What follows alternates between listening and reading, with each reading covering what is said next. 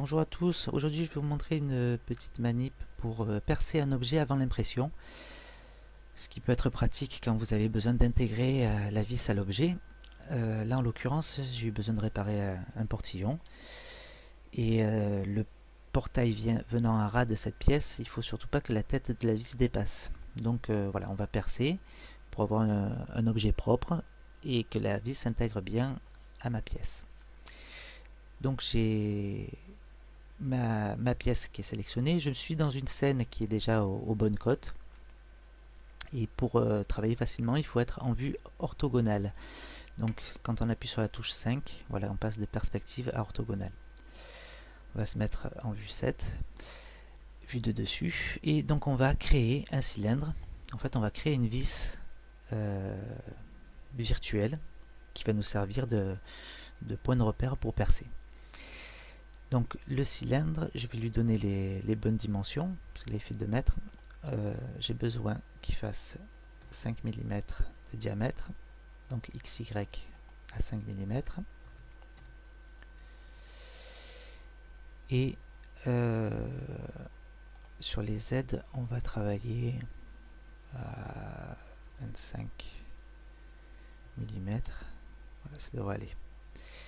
Donc voilà, donc j'ai mon cylindre qui est créé, mais qui ne suffit pas pour intégrer la tête de la vis. Donc on va passer en vue 1.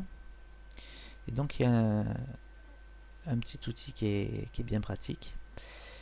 Alors je repasse en vue 1 pour que ce soit plus simple. Voilà, je vais bien positionner la base sur un trait. Donc quand vous appuyez sur Z, vous êtes en vue fil de fer, ce qui vous permet d'avoir la transparence de l'objet pour être bien précis. Voilà. Donc je repasse en vue normale et je vais mettre en mode édition. Et là il y a une fonction qui est pas mal, c'est la création de boucles de serrage qui va conteindre le cylindre. Donc pour ça on fait CTRL R, on se positionne sur l'objet. Là j'ai besoin que d'un loop cut. Si vous en voulez plusieurs, avec la souris, avec la molette, vous allez vers le haut, vers le bas, ça va vous créer différentes lignes. Dans l'occurrence j'en veux qu'une, donc qui se positionne au centre. Je fais un clic droit sur la souris et après je la monte, donc pile poil sur cette ligne. Voilà, je vais passer sur le côté, voilà, on verra mieux en zoomant, parce que moi j'ai besoin que la tête soit intégrée de 5 mm, donc si on compte les carreaux 1, 2, 3, 4, 5, on est bien en unité millimétrique. Voilà, donc je vais positionner mon loop cut ici, et ensuite je vais, donc toujours en mode édition, on va sélectionner les faces. Donc tout en bas vous avez différents points, on peut sélectionner donc ou un point, ou une arête, ou une face. Donc là, moi c'est la face de dessus qui m'intéresse. On va passer en vue de dessus, donc 7. Et il faut que la tête de ma vis qui fait 1 cm puisse s'intégrer complètement. Donc on va agrandir juste la face du haut. Donc pour ça j'appuie sur S. Il faut que j'aille chercher. Hop. Voilà. Je laisse 5 et 5. Voilà, donc là elle fait 1 cm. Je vais faire un tout petit peu plus pour qu'à l'impression ça pose pas de problème. Voilà. Et donc après quand je bouge, voilà, j'ai le biseau de ma pièce qui est fait. Donc je repasse en vue normale. Voilà. Et donc je vais me servir de ça pour percer. Pour éviter que ça vienne à ras, je vais même repasser ici. On va toujours sélectionner cette face.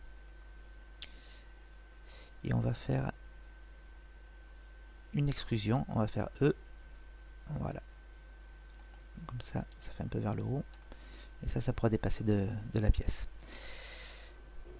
Très bien. Donc, maintenant que j'ai ma vis virtuelle, il va falloir que je l'intègre à ma pièce. Donc on va passer en vue de dessus, en vue 7. Je vais positionner mon objet bien au centre.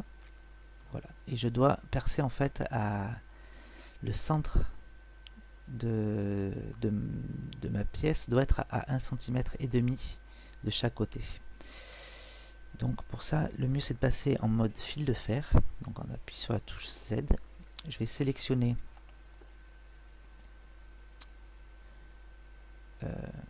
ma vis.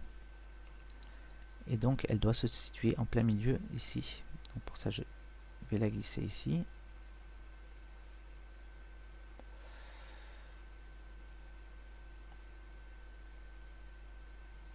Voilà.